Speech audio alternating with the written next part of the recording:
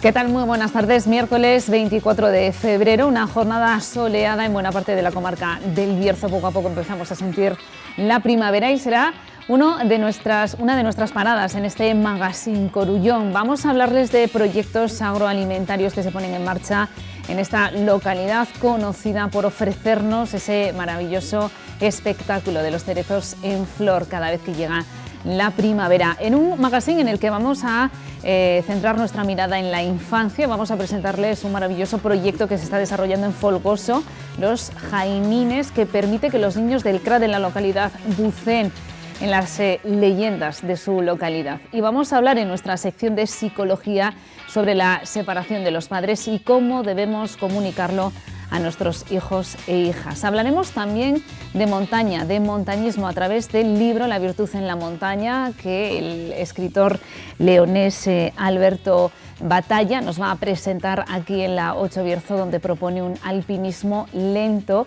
y lejos de consumismos. Y además vamos a posar nuestra mirada también en la actualidad. Nos vamos a ir en primer lugar a los juzgados, porque esta mañana la jueza decana ha presentado la memoria judicial del año 2020, que lógicamente es reflejo también de la situación de pandemia en la que hemos vivido el año pasado. Ha hecho un balance general de los distintos juzgados de primera instancia e instrucción de la localidad, con varios titulares. Por ejemplo, han bajado las causas penales, lógicamente, porque ha bajado la delincuencia al haber pasado buena parte del año con muchas restricciones, encerrados en casa y con los negocios en buena medida también cerrados al público. Y en cuanto a civil, se ha mantenido e incluso ha crecido porque se han disparado en una parte muy concreta del año. Esto es lo que decía la jueza decana, Ana María Lourido.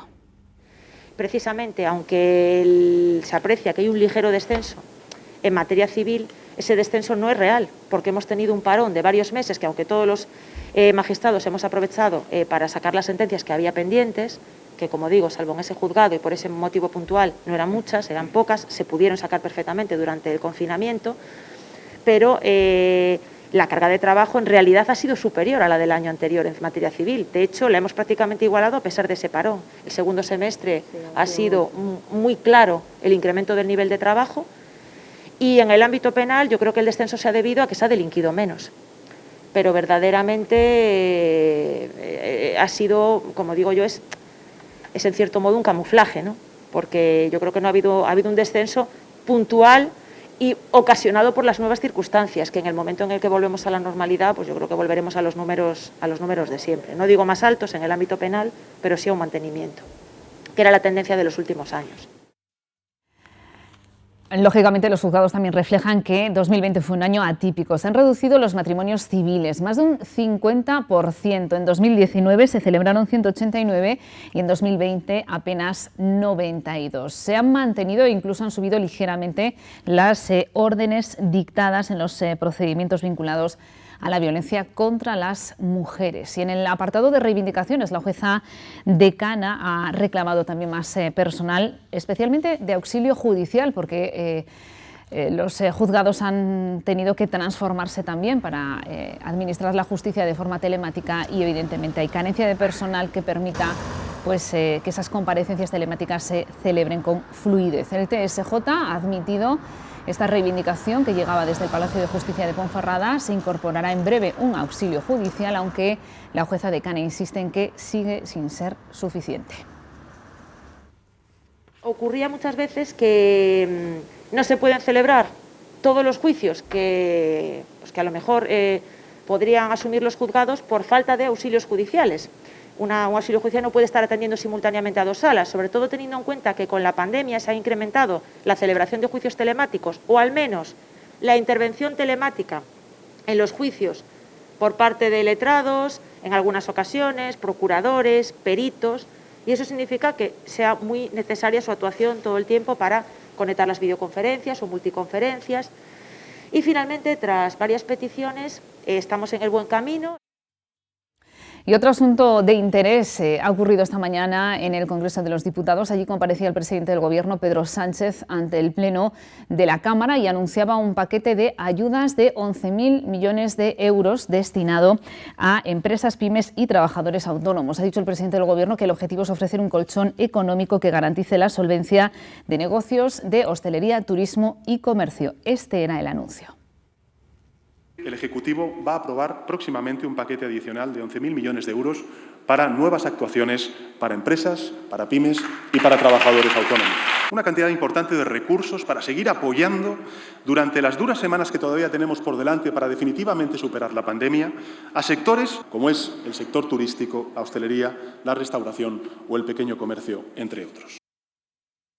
Anuncio del presidente del Gobierno. El líder de la oposición, del principal partido de la oposición, cree que esa cantidad es insuficiente y la Asociación de Hosteleros del Bierzo prefiere esperar a conocer la letra pequeña de ese acuerdo. En cualquier caso, sí que recordamos que los hosteleros, el comercio y también el sector del turismo vienen reivindicando ayudas directas que les permita paliar las gravísimas pérdidas que les ha ocasionado la pandemia sanitaria en el último año, con sus negocios cerrados en buena parte de ese año o incluso abiertos con muchísimas restricciones. Vamos a conocer la opinión, como decimos, del presidente de la Asociación de Hosteleros de Ponferrada, David Belzuz. Bueno, pues la sensación que tenemos ahora mismo es un poco difícil de describir. Sí que es un logro enorme, una alegría muy grande el que se reconozca que es absolutamente impepinable las ayudas, que las necesitamos, que tienen que estar ahí. Es un éxito enorme que ha conseguido todas las personas que en este país hemos estado luchando constantemente porque se nos reconozca este hecho. Ha costado mucho, pero este anuncio del presidente en este momento primeramente significa eso.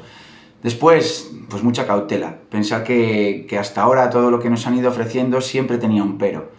Son 11.000 millones de euros que significarían muchas cosas si, por ejemplo, se dedicasen exclusivamente a las pequeñas y medianas empresas y autónomos. Pero si también tuviesen que ver con las grandes empresas, como lo que hizo con Air Europa el Gobierno, el rescate que hizo exclusivo de ellos, en el que dio 475 millones de euros para unos 3.000 trabajadores que puede tener Air Europa, pues todo se complicaría más, ese dinero no llegaría. Hay muchísimas grandes empresas que viven en otros números, no en los nuestros. Entonces, bueno, muchísima cautela y estamos pues, como locos por saber cuál es los detalles.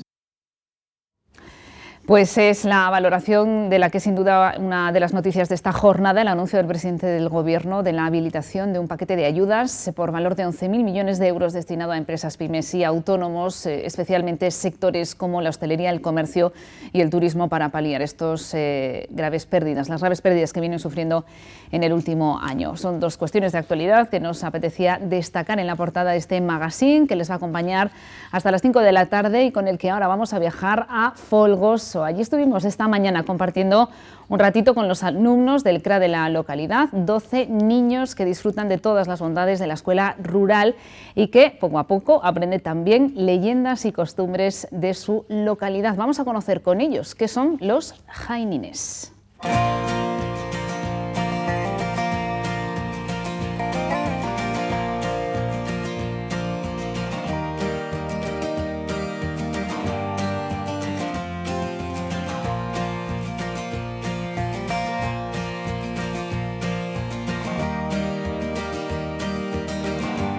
Hasta Folgoso de la Ribera nos hemos venido hoy a conocer un proyecto que se desarrolla en el CRA Valle del Boeza, un proyecto que permite a los niños conocer las leyendas y la cultura de la zona en la que viven. Gracias a tres profesoras que nos acompañan, Raquel, Manoli y Paula. Son las tres profesoras vinculadas a este CRA y que nos van a mostrar y a enseñar ese proyecto educativo para conocer la leyenda de los jainines.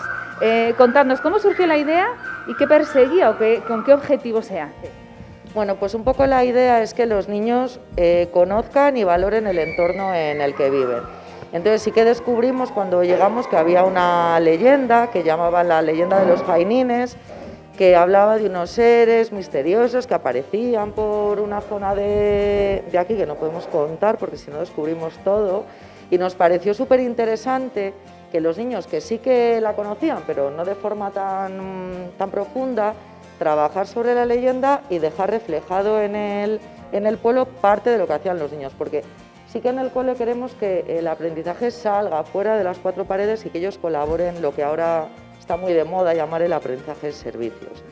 Entonces, pues así empezamos y así surgió un poco todo esto. Entonces los alumnos conocen la leyenda de los jainines y conocen además, o permiten conocer al visitante, la ruta, ¿no?, de los jainines. Hay que ir a las calles buscando esos elementos, claro, esos seres casi misteriosos, ¿no? Eso es. Además, bueno, le hemos llamado al proyecto Reinventando nuestras raíces. Entonces, un poco para que ya desde pequeños tengan conocimiento, pues cómo es su pueblo, cómo ha sido su familia, o sea, sus raíces en sí. Y bueno, estamos encantados y vamos, que funciona fenomenal, porque vemos que los niños, las familias, pues responden muy bien. ¿Ha sido complicado, complejo? Los niños ya sabían lo que eran los jainines, les sonaba por lo menos. Sí, la historia ya la conocían, era la leyenda del pueblo y entonces estaban muy motivados en hacerlo. Además, cada niño tiene su jaimín en su propia casa y tienen un QR. Cuando escanean ese QR, yo que soy la profe de inglés, pues los niños cuentan la leyenda en español y también en inglés. Por tanto, ahí se ve la transversalidad y cómo trabajamos en este centro. Bueno, y este proyecto ejemplifica a la perfección las bondades de la escuela rural, porque evidentemente son niños que están prácticamente solo 12 repartidos en infantil y primaria, y lógicamente es mucho más fácil hacer, me imagino, este tipo de proyectos educativos, y también es mucho más fácil involucrar a las familias que en grandes ciudades, ¿no? Entonces, la verdad es que me imagino que todos son ventajas, ¿no? Familia, somos como una familia. Igual, cualquier cosa, luego por la mañana cuando llegan al cole ya lo hablamos, los padres también nos comentan cómo lo ven ellos, o sea, como una familia prácticamente. Además, encantados. Ellas son de aquí, pero tú vienes de Zamora, ¿no? Sí, bueno, yo soy de Tapioles, de un pueblo pequeñito de Zamora y nada, yo estoy encantada. Mi zona me apasiona, pero el Bierzo tiene todo, para mí tiene todo, y sí que quería probar en la escuela rural porque aquí sí que te permite, con este entorno, que es un entorno maravilloso, o sea, el entorno del Bierzo es maravilloso, un entorno como este, con pocos niños, y luego el apoyo que tenemos, que bueno, no me canso de decirlo, el apoyo incondicional de las familias y del ayuntamiento, o sea, es que cualquier cosa que les proponemos es sí, se nos ha ocurrido pintar, evidentemente todo está justificado y todo está lo que pensamos, lo que hacemos, que al principio es como que, ¿pero qué hacen pintando una pared? O sea, se trabajan contenidos curriculares, pero a través del trabajo por proyectos. Y sí que es verdad que evidentemente nosotras tres ahora somos la cara visible de todo esto, pero sin las familias, sin el ayuntamiento y bueno, y sin estos niños increíbles, nosotras no podríamos hacer absolutamente nada. Esto es trabajo de todos y bueno, y yo estoy encantada aquí, aunque mis raíces son otras. Bueno, esto pretende ser también un homenaje al profesor de la escuela rural, a la escuela rural en sí misma, por mantener esos valores, y yo creo que ya solo nos queda salir a la calle a conocer la ruta de los jainines. ¿Vamos? ¡Sí!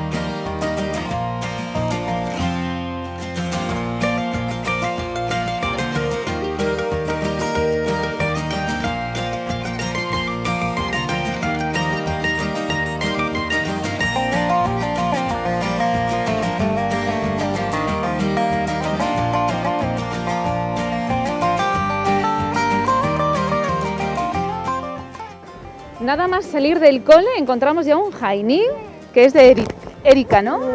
Sí. A ver, ¿y qué nos dice tu Hainin? ¿Pero qué nos cuenta? A ver, ¿es un duende o qué es? Un duende. ¿Sí? ¿De qué color lo has pintado?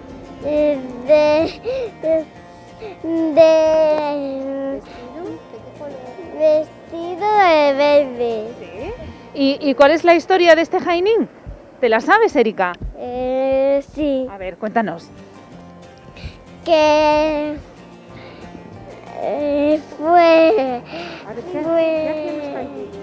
¿Qué hacían los Hainines? hacen travesura. Travesura. Sí. ¿Pero de qué tipo? Pues, ¿Comen chuches? sí. No. Bueno, pues, ¿qué os parece si seguimos conociendo Hainines para que la gente del Bierzo conozca también esta leyenda que sigue viva en el municipio de Folgoso? Venga, vamos en ruta.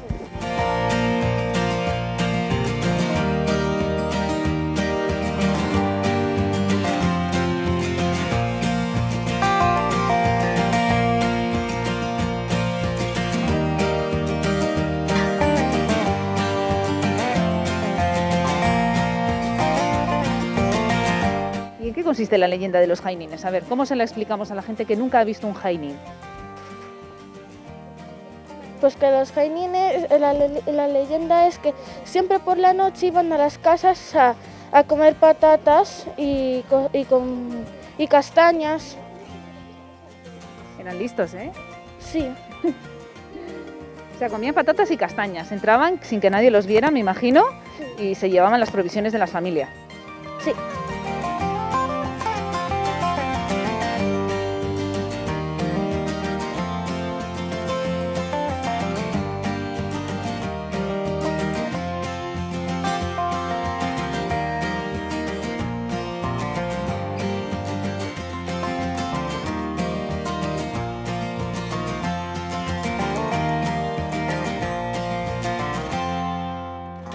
En esta casa también hay dos Hainines de Cala y de Alma. Contadnos, ¿cómo son los vuestros? ¿Qué significan? La gente que pase por aquí diga, ¿qué será eso? ¿Qué le podemos decir? Un jainín. A ver, ¿qué hacen los Hainines? ¿Tú sabes? Sí, travesuras. Muy bien. ¿Y esas travesuras cómo son? ¿Comen chuches o qué hacen? No comen chustes. ¿Y se llevan los juguetes de los niños o qué? No. Bueno, en este hay dos porque sois dos hermanas las que vais al cole, ¿no? Sí. ¿Y cuál es el tuyo? Son 12 niños en total los que han participado en esta ruta de los Hainines que podemos descubrir y que debemos hacerlo a pie en Folgoso. Vamos a conocer y vamos a cerrar este reportaje recopilando toda la información que he conseguido de vuestros compañeros. Quedamos en que los Hainines son unos duendes que hacen travesuras y que comen patatas y castañas. Eso es lo que sabemos. Sí. ¿Y qué más podemos aportar, Sergio? Que también se cuelan por la noche. ¿Sí? ¿Y dónde viven? ¿Hay algún sitio exacto o lo dejamos para que la gente lo descubra cuando venga? Los jainines viven en los bosques y cuenta la leyenda que se colaban en las casas de las afueras de los pueblos por la noche y robaban el caldo, las patatas y las castañas. Cuenta la leyenda que una jainina entró y fue a tomar el caldo que estaba en el fuego y se quemó. Y vino la abuelita y le dijo: ¡ay, jainina, te has quemado! Y le regañó. Y pues lo que cuenta la leyenda es que los jainines no entran casi nunca cuando están los hombres, suelen entrar más cuando están las mujeres, entran a las casas. Bueno, Isma, esto es un 10 en la leyenda de los jainines. Por fin hemos conseguido entender en qué consiste esta leyenda y la gente, vamos a invitarle a que se acerque a Folgoso y a descubrir, ¿no? Con la visión de los niños, en qué consiste esta leyenda de los jainines. ¿Os ha gustado conocer la historia de vuestro pueblo? Sí. ¿Y os ha parecido interesante? ¿Habéis visto alguna vez un jainin en casa? No. Bueno, pues vamos a seguir creyendo en la magia, ¿no? Y invitar, como decimos, a la gente que se acerque a Folgoso para que vea cómo trabaja la escuela rural y cómo de bien lo pasamos, que hemos estado toda la mañana dando paseos por el pueblo para mostrarle a la gente la historia de los jainines. Muchas gracias a todos, chicos.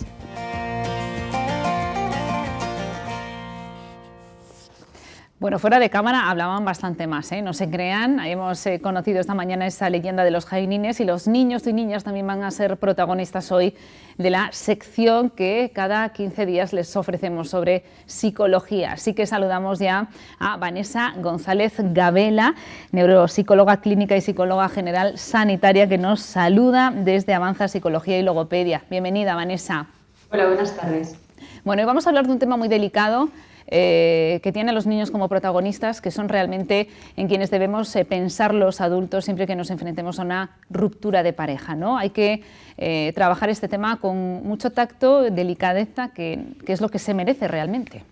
Claro, tenemos que entender a priori que los niños no van a entender la situación igual que lo entienden los adultos. Entonces, la manera en la que se gestione, la forma de indicarles que hay una separación y la forma de afrontar esa separación para los adultos va a ser primordial para una buena salud emocional para los niños y para que el ajuste del bienestar a priori sea mucho mayor. Por eso es importante lo que le tienen que decir y cómo decirlo.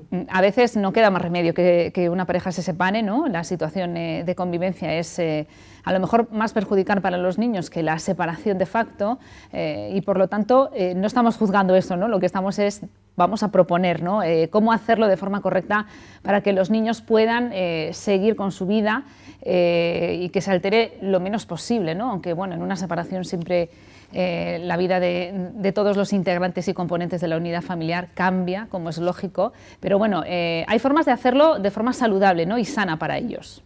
Claro, por supuesto, tenemos que entender que la separación muchas veces se vive como un duelo, es una forma de duelo. Una de tus figuras de apego puede irse de casa, entonces esa situación para ti cambia. Por lo tanto, la forma en la que a los niños se la exponemos va a ser mucho mejor si, por ejemplo, le empezamos a exponer la información poco a poco. Si saturamos a los niños con toda la información que le queremos decir, todos los motivos de separación, va a hacer que esa saturación de información les lleve a muchos errores. Aparte de eso, otra de las cosas que hay que hacer es que los dos progenitores estén juntos a la hora de decirles que se van a separar. El que estén juntos va a hacer que los niños vean que entonces la relación entre ellos a priori sigue siendo buena, que los dos están de acuerdo en tomar esa decisión. Es importante darle ese mensaje a los niños porque así ven que esa unión entre sus padres sigue existiendo y que el vínculo que él tenía hacia los dos progenitores va a seguir estando ahí. Si existe más de un hijo en el matrimonio, lo que hay que hacer es decírselo a los hijos en conjunto. Y más adelante igual ya se puede coger a hijo por hijo y explicárselo igual de forma distinta debido a las edades que pueden tener. Pero sobre todo, si hay más de un niño, explicárselo de forma conjunta. Más que nada porque si algún niño se entera por otras personas, puede creer que ese tema es algo tabú, puede creer que ese tema es malo o puede creer que sus padres le están engañando. Entonces, ante eso también es básico decírselo.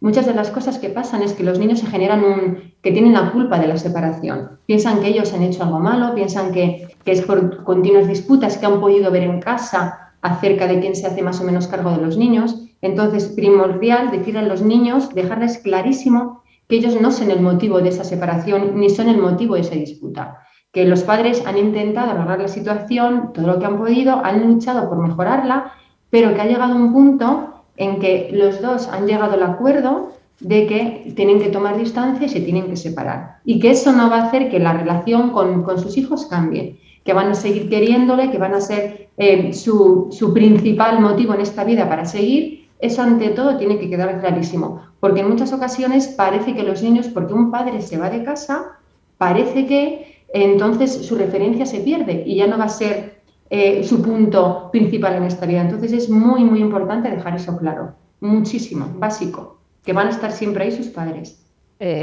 Lógicamente, me imagino que abordarlo con naturalidad, hablarlo y no demonizar al otro, sino que pensar que una pareja se rompe como pareja, pero nunca va a romper su vínculo como padre y como madre, lógicamente, con ese niño. Y yo no sé, Vanessa, cuándo es conveniente comunicarle a los hijos que no hay marcha atrás y que la decisión está tomada. Hay que hacerlo rápido, hay que esperar a que ya esté la cosa un poco más avanzada. ¿Tú qué recomiendas? Lo que se recomienda es que de 1 a 2 semanas después de haber tomado la decisión, que ya se tenga claro lo que se va a hacer, es comunicárselo a los hijos. Y no es una conversación que se tenga que tener un día, sino lo que tienen que saber ellos es que los hijos pueden tener con sus padres las puertas abiertas para hablar de esa separación, para que nos hagan saber cómo se sienten. Hay una cosa que es importantísima que no hay que decirle a los niños. Si vemos que los niños lloran, si vemos que los niños se sienten mal, no hay que decirles no te tengas que sentir mal, no hay que decirles no tengas que llorar, no hay que decirles no tienes que estar triste. Hay que validar las emociones y los sentimientos de esos niños. Es normal que estén tristes, es normal que se sientan mal. ¿Vale? Entonces, una de las cosas que hay que hacer, no demorarlo en el tiempo y no decirles que no pueden sentir lo que sienten, sino todo lo contrario. Cuando si vemos que se sienten mal, pues entonces preguntarles por qué se sienten así, hacerles saber, por supuesto, que vamos a estar ahí, ser empáticos y siempre dejar las puertas abiertas a que ellos pueden preguntar las dudas que tengan. Eso es básico. Y algo muy importante a la hora de comunicarlo y no demorarlo en el tiempo es no decirle, al no darle a los hijos la opción de que ellos escojan con qué progenitor quieren ir. Tú no puedes darle a escoger a tu hijo, es como decirle a quién quieres más. Entonces, esa es responsabilidad de los adultos, el tiempo que vas a pasar y con quién vas a estar en un momento y en otro momento. Vanessa, ¿y qué conductas, qué modificaciones de conductas experimentan los niños? ¿Cómo cambian los pequeños cuando se enfrentan a una situación de ruptura del que había sido su núcleo familiar, digamos, y tienen que experimentar esa nueva forma de vida? ¿Cómo lo digieren ellos? ¿Cómo lo exteriorizan? Sí.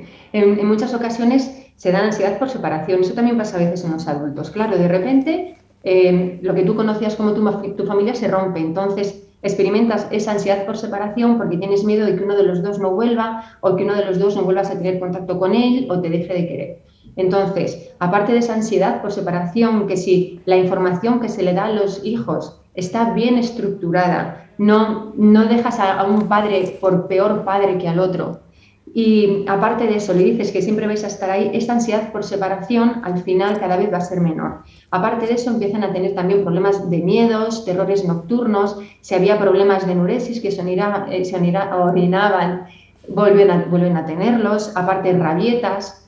Eso tenemos que verlo como normal. Lo que no podemos es castigarlos por eso. Lo que tenemos que hacer es decirles que no pasa nada y poco a poco ir poniendo unos límites para que esas conductas se vayan reduciendo.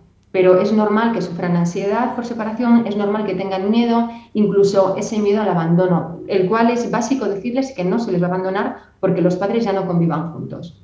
Y algo muy necesario es no crearles falsas expectativas de decirles que la puerta está abierta a la reconciliación si los padres saben que esa puerta no está abierta. Vamos, que tratemos a los niños como lo que son, seres con muchísimo sentido común y que lógicamente tienen que afrontar la realidad, que a veces y la vida, que a veces es muy complicada y muy compleja, y pasan su duelo y siguen haciendo su vida normal aunque sus papás estén separados, y no valen ni engaños ni argucias porque al final lo único que hace es prolongar todo ese duelo, ¿no?, del que hablas.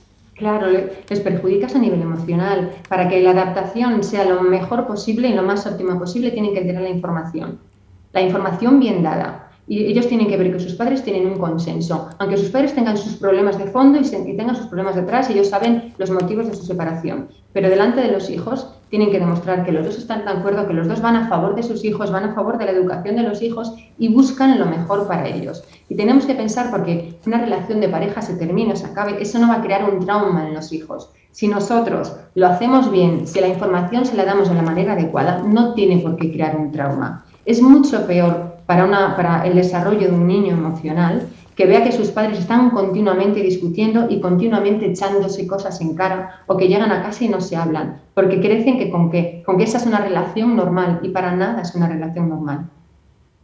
Bueno, muy interesante estas reflexiones en una situación que se produce en nuestro país diariamente, esas separaciones de parejas con hijos, un mensaje a la sensatez y a abordar el tema con naturalidad y a cara descubierta y tratando a los niños como se merecen. Vanessa, muchísimas gracias por todos esos consejos y si alguien que nos vea quiere ampliar la información o quiere hacer algún tipo de consulta, te encuentran en Avanza Psicología y Logopedia. Cuídate mucho, gracias por acompañarnos. Muchas gracias a vosotros, como siempre. Y nosotros llegamos ya al Ecuador de este magazine, vamos a hacer un alto en el camino, unos minutitos de publicidad y enseguida continuamos aquí acompañándoles. Hasta ahora.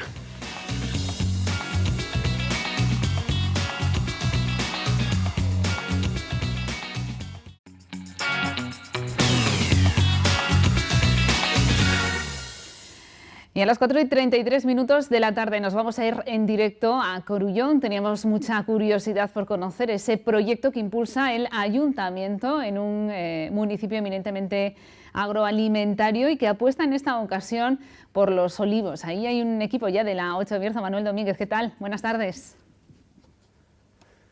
Buenas tardes. Efectivamente, en Corullón, en el paraje conocido como El Real, nos hemos acercado de la mano del Ayuntamiento de Corullón, de su alcalde, Luis Alberto Arias, para que nos hable de ese proyecto 1000 Olivos. Alcalde, buenas tardes. Buenas tardes a todos. Bueno, un día en lo meteorológico espectacular para disfrutar de estas vistas.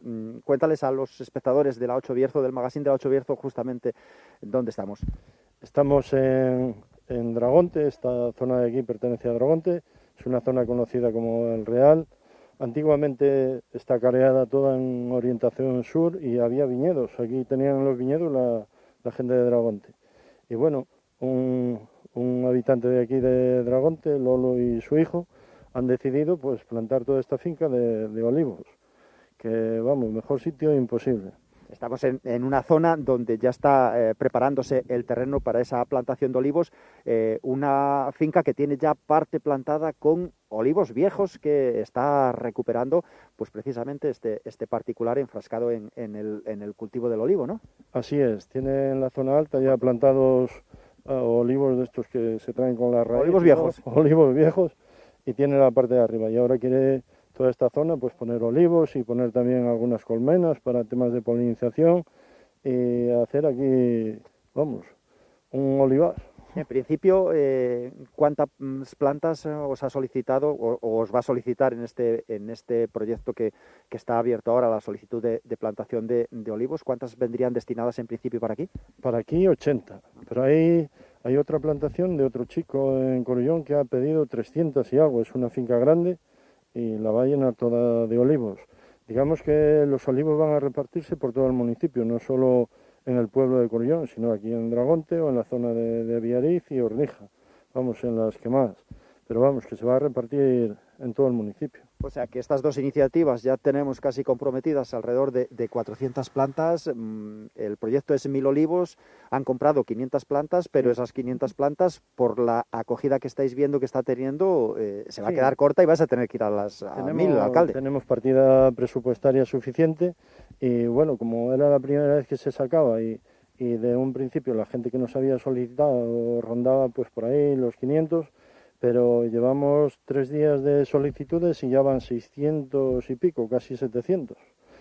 Las personas que quieran acceder a estas plantas tienen que tener unas características, tienen que tener unas fincas, etcétera. ¿Lo recordamos, Luis? Es muy sencillo. Tú puedes, por ejemplo, vivir en León o en Zamora, pero tienes una finca aquí en Corullón y ese es el requisito primordial, que los olivos se planten dentro del término municipal. Y después un pequeño croquis de cómo vas a hacer la plantación y dónde, para hacerle un seguimiento, pues oye, que los cuidas, que no los has plantado ahí por plantar, digamos, sino que les vas a hacer un seguimiento y para que el día de mañana esos árboles den olivas, que es el objetivo. Al final, una producción que habéis estimado que pueda ser de salida para el autoconsumo, ¿no? Sí, siempre. Bueno, ya hay proyectos que podrían ir creciendo, ¿no? Desde luego. Ese es nuestro objetivo fundamental. Desde Corullón siempre estamos peleando porque la gente se autoabastezca, que era algo que, digamos, hace 40 años o 50, casi todo nacía o sea, lo que comías se producía al lado, y hay ciertas cosas como el aceite que perfectamente se puede hacer aquí. A lo largo del Bierzo ya hay plantaciones que están funcionando y están sacando aceite. Tenemos, bueno, un poco más lejos, pero en Quiroga, todos aquellos terrazas de olivos que hay por allí que estaban prácticamente abandonadas y a día de hoy están produciendo aceite, y tenemos el clima perfecto. El hecho de que haya una finca en Corullón que le llamen el olivar, supongo que tendría plantados olivos en tiempo. Así es. De hecho, bueno, mi madre pues descendía de allí, vivía allí cerca del castillo, y había una zona que le llamaban olivar, que había olivos y todo alrededor del castillo, y hacían aceite en muy pequeña cantidad porque no había mucho, y además el procedimiento era muy tedioso porque no tenían para prensar y demás, lo hacían como quien dice pisándolas y prensándolas ellos mismos, y hacían un poco de aceite ya hace pues 80 años. Bueno, proyecto de recuperación del medio rural al que se suma ahora el olivar después de iniciativas relacionadas con los cerezos y con los castaños. Y suponemos que no os vais a quedar ahí porque hace unos meses hubo una jornada en Corullón dedicada a los frutos secos. Sí. Y ahí pues también habrá ideas de cara a un futuro relacionado con esas plantaciones del avellano, del almendro, que dicen que en este momento pues también es oro verde. Pues sí, tenemos algunas ideas, de momento nos estamos centrando en estos y bueno, el motivo sobre todo pues lo ves aquí, todo hace año y medio estaba todo como un carrascal, que se dice, zona de monte, y ahora pues oye, ya tiene unas trazas de estar en productivo esto. Lo que se pretende es eso, que el suelo esté dando un producto y si lo puedes aprovechar el día de mañana económicamente, pues bendito de Dios. Porque bueno, tenemos la Asociación Agroalimentaria que está trabajando y desde allí se podrán impulsar todo este tipo de productos. Estaba mi compañera en los estudios de la 8 Bierzo muy interesada cómo va esa floración del cerezo. Tenemos que esperar, ¿no, alcalde? 3 semanitas. 3 semanitas, sí. Sí, mediados de marzo y si el tiempo es benévolo. Pero bueno, como otros años, el cerezo siempre tiene ahí su margen para él. Dice, bueno, pues espera un poco y no salgo. Igual se retrasa más porque no ha venido ese calor que a veces hay en finales de febrero. Sí. Estoy hablando yo como si fuera un especialista y no lo soy. No se fía mucho. Entonces tiene sus tiempos y solo va a dar la flor cuando lo considere totalmente óptimo. Y sí, se calcula pues mediados de marzo, finales. Ya estamos deseando, después de 3 años horribles, que haya una campaña de cerezas como se merece el Bierzo y como se merece Corullón, tierra por excelencia de las cerezas en la comarca, ¿no, alcalde? Así es. Esa misma esperanza tenemos nosotros y deseamos con todas las ganas que eso suceda así. Nosotros desde la asociación, yo formo parte de ella, es nuestro deseo y poder arrancar ya este año con una producción decente. Porque el último año fue horrible, los anteriores igual, y esa asociación de productores agroalimentarios pues se quedó ahí con esos proyectos en stand-by, ¿no? El año pasado no pudisteis desarrollarlos, más que las que se pudieron recoger para esa venta al por mayor, que fueron muy poquitas. No pudimos, sí que se hicieron algunas pequeñas ventas, pero no hemos desistido, que es lo que importa. Y este año volvemos a la carga hasta que se consiga. ¿Será la asociación este año? Estamos los mismos de momento. Estamos los mismos. Después quizás cuando ya estemos en marcha igual se sube alguien más al carro, pero sí que estamos los mismos del año pasado.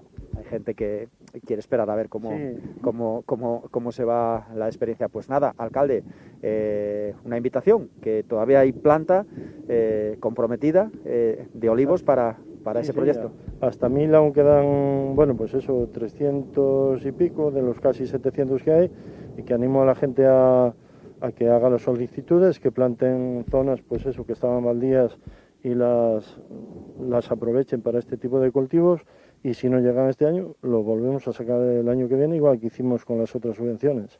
¿Cuánta inversión tiene destinada el ayuntamiento a este proyecto de 1000 olivos, alcalde? 8.000 euros. Ajá. Tenemos 8.000. En los cerezos teníamos 6.000, en este tenemos 8.000. Completamente convencidos de que es rentable este tipo de inversiones, ¿no? Es rentable porque yo tengo cerezas en mi casa porque mi padre plantó los cerezos.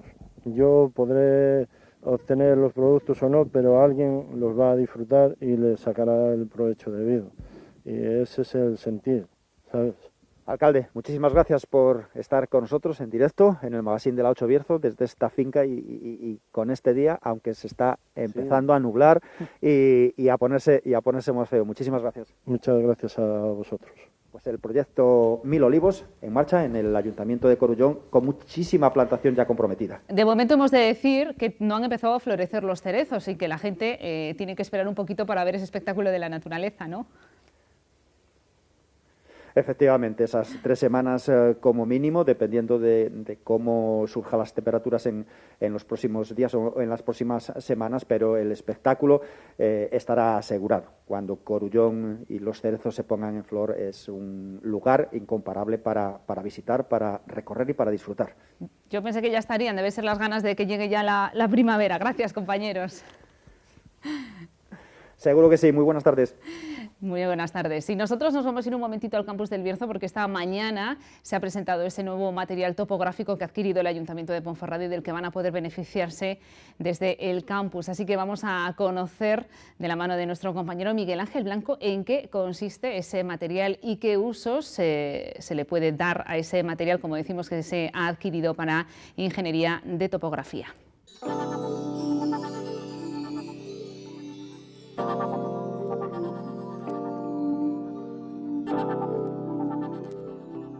Bueno, pues estamos con Laura Javares, la topógrafa del Ayuntamiento de Ponferrada, que nos va a explicar unos aparatos que ha adquirido el Ayuntamiento de Ponferrada, que tienen un doble valor. Por un lado, pues que el consistorio tenga maquinaria propia, lógicamente, que pueda servir de forma útil al Ayuntamiento de Ponferrada, y además es una herramienta que para los estudiantes del campus, por ejemplo, topografía, pues va a permitirles estar a la última al respecto de este tipo de maquinaria para que pueda convivir con el resto de información que tienen otras instituciones y empresas privadas, porque en la tecnología todo cambia, ¿no?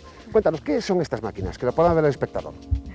Bueno, esto es una estación total robotizada, como las estaciones totales clásicas para medir ángulos y distancias, como siempre, pero además se puede manejar, en vez de tener que estar siempre aquí detrás del equipo y otra persona, desde la controladora se maneja todo. La estación robotizada y los GPS pueden trabajar en modo híbrido, entonces en el mismo bastón que va el prisma al que mide la estación se monta un receptor GPS y así puedes combinar las dos cosas. Las mediciones de la estación ya están georreferenciadas, ya están en coordenadas absolutas y a la vez puedes ir cambiando de estar trabajando con un equipo al otro continuamente, sin salir del trabajo, para hacerlo mucho más ágil. Ahora teníais una maquinaria que no era muy efectiva, era muy básica. Era muy básica, funcionaba bien, pero claro, llegaba hasta donde llegaba. Ya tenía 20 años y ya se nos había quedado obsoleta. En cuanto a programas internos que tenía, pues no solucionaba ya suficiente. La capacidad de compartir con otras instituciones el contenido también estaba dificultado. Claro, porque no teníamos una manera de trabajar en el sistema de referencia oficial. Para eso es imprescindible pasar por sistemas de navegación por satélite y no teníamos eso. Entonces no podíamos mezclar nuestros datos con los de otras instituciones o comunicarnos con el ciudadano o con las empresas de manera que nos entendamos y que no haya error, que si decimos que un punto es aquí, no en otro sitio.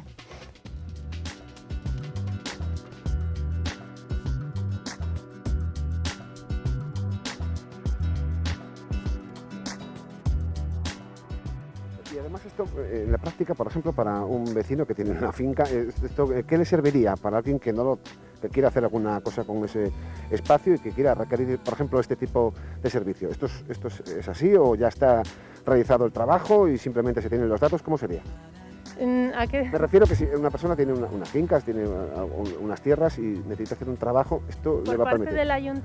Por parte del ayuntamiento nosotros lo que tenemos que definir es dónde está el límite entre lo que está destinado a ser vía pública según el plan de ordenación urbana y lo que ya queda para aprovechamiento privado de las parcelas. Siempre que tienes que hacer un cierre en una parcela o que vas a construir algo, hay que solicitar la alineación para saber por dónde tienes que cerrar. Entonces eso pues lo medimos y se le facilita al ciudadano una definición para que de dónde tiene que hacer ese cierre para que no haya duda y para que todo el mundo lo ponga por donde tiene que ir. Datos modernos y precisos. Y para el campus, para quien estudia, esto es casi un maná, ¿no? Claro, para el campus está muy bien equipado en cuanto a estaciones totales, GPS, pero claro, son más clásicas, no son tan de última generación como esto. Entonces está muy bien que una vez que ya saben los alumnos utilizar lo básico, tengan la ocasión de hacer prácticas con aparatos nuevos que pueden ofrecer otras funciones y además en un trabajo real,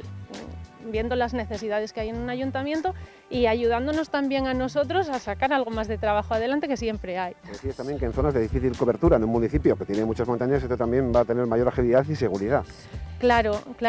El hecho de coger una pareja de receptores, que es el equipo completo, es necesario porque para trabajar solo con uno es obligatorio disponer de cobertura de internet móvil. Y aquí en Ponferrada, en el centro, pues se podría, pero tenemos un municipio muy extenso. El silencio, por ejemplo, sería difícil. Claro, tenemos un municipio muy extenso con muchas zonas rurales, tanto pueblos de montaña como zonas de bosque, y a veces hay que hacer trabajos ahí también, tenemos que poder cubrirlo. El mismo servicio que se da en Ponferrada tiene que poder darse en Compludo o en Bouzas. en lo personal como profesional, muy satisfecha, ¿no? Muy satisfecha, sí. Ya hacía falta. Bueno, gracias y felicidades. Gracias.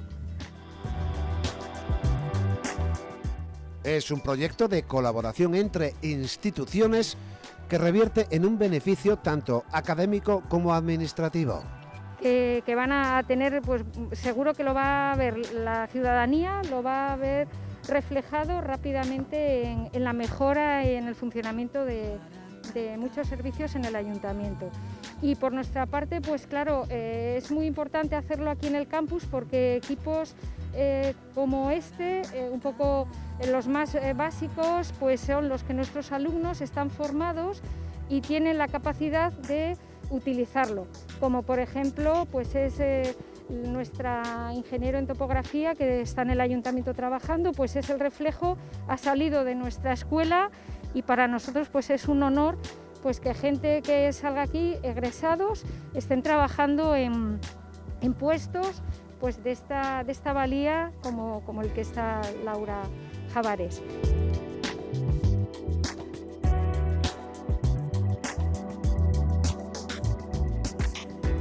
La adquisición de estos modernos equipos por parte del Ayuntamiento de Ponferrada ha supuesto una inversión ligeramente inferior a los 50.000 euros.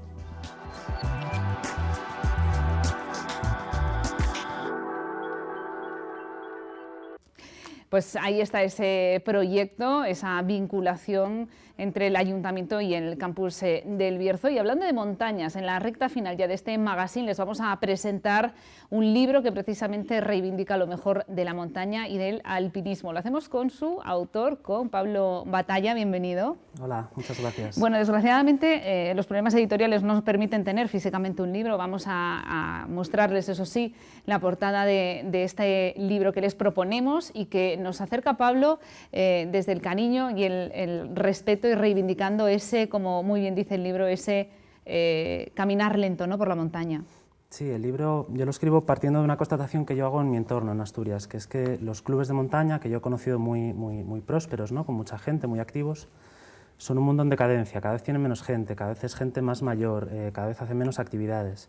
Y sin embargo hay todo un mundo de carreras de montaña, de maratones, de pruebas competitivas, formas competitivas de ir a la montaña, que están en un auge tremendo. Entonces yo reivindico ese montañismo que está en decadencia, ¿no?, el montañismo colectivo, el montañismo de compartir, de ir despacio, de conocer la tierra, frente a ese otro montañismo de competir.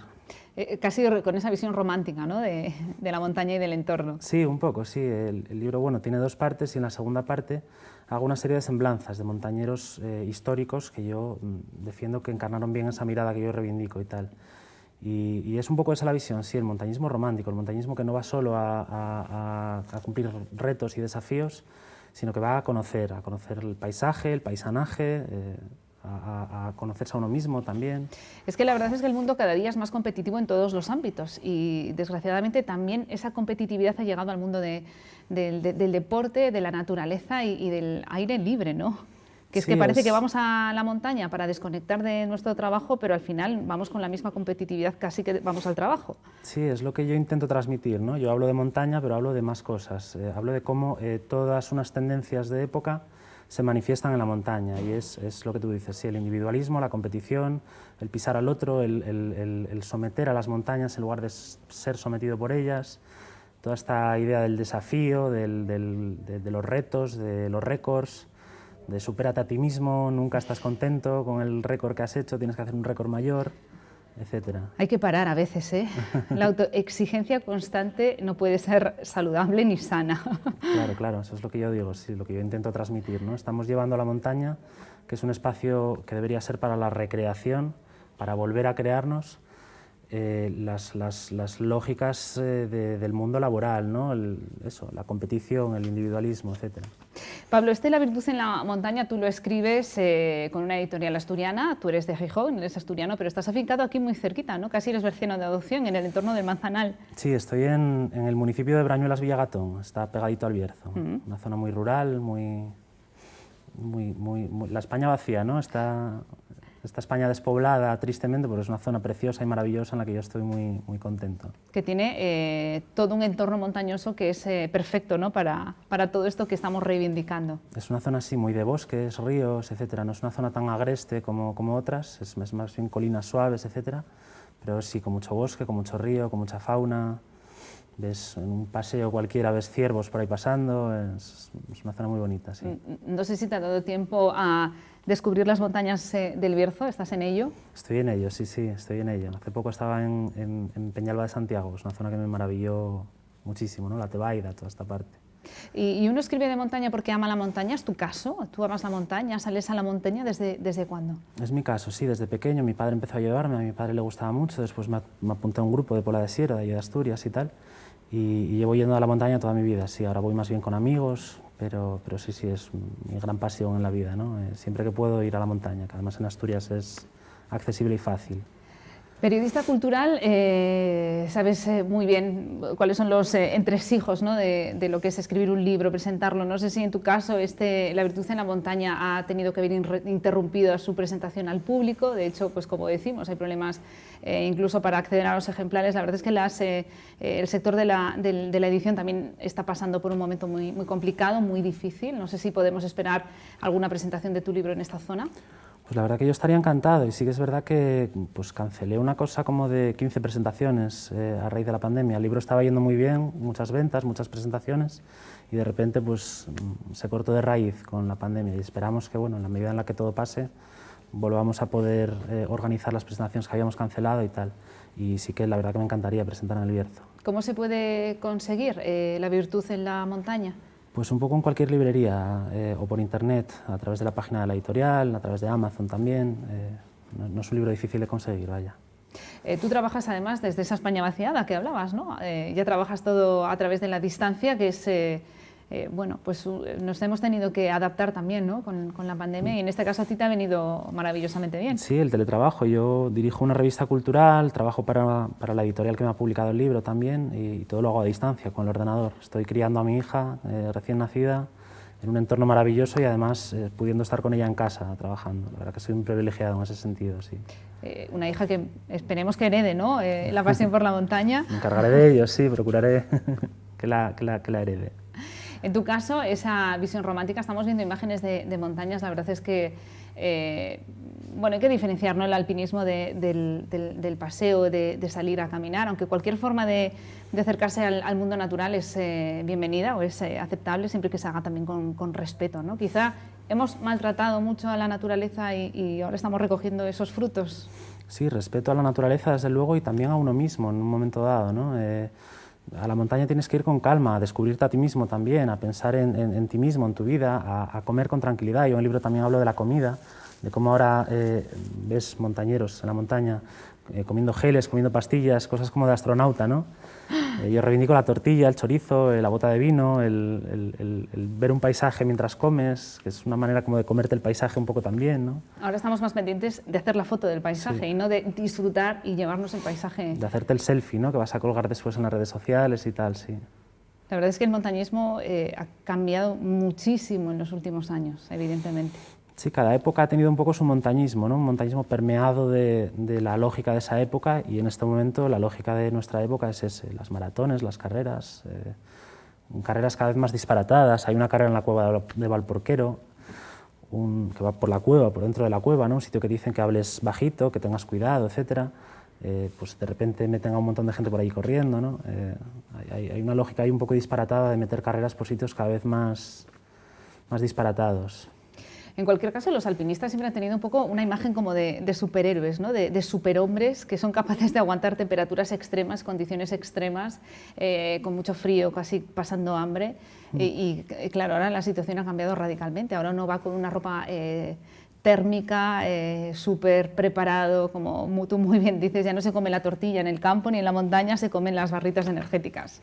Sí, de esa gente dándose un paseo, tampoco una actividad de deporte extremo, con unas ropas y unos materiales pensados para expediciones al Polo Norte y al Amazonas que no tiene sentido, y que también va pues de presumir, ¿no?, de la marca, etcétera, cosas que también pasan en general en el mundo ahora mismo.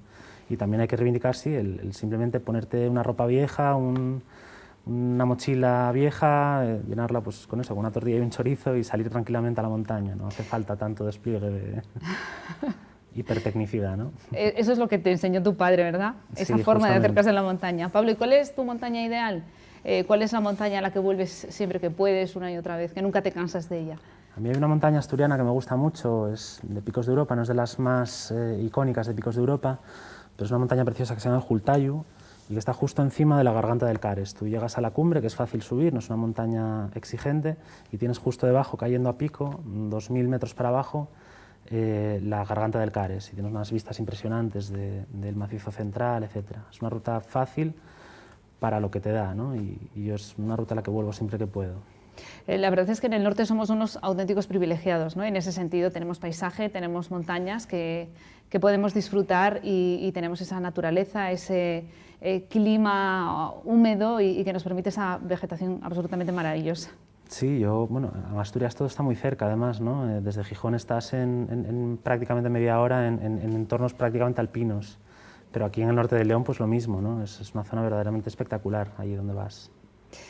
Pablo Batalla, pues gracias por presentarnos tu libro, La virtud en la montaña, un libro, ahí lo ven, que reflexiona precisamente sobre otra forma de llegar a la montaña sin tanta parafernalia y sin tanta competitividad, más que por el mero hecho de disfrutar y valorar lo que tenemos a nuestro alrededor. Ese libro que se puede adquirir ya en las librerías y a través de la editorial TREA asturiana, que es de donde procede nuestro invitado, aunque está afincado aquí ya muy cerquita en la zona del Manzanal. Gracias, Pablo, por acompañarnos. Muchas gracias. Y nosotros llegamos al final de nuestro tiempo, llegan las 5 de la tarde, pero ya saben que mañana a las 4 regresamos con más entretenimiento y actualidad aquí en la 8 Virgen. Hasta ahora.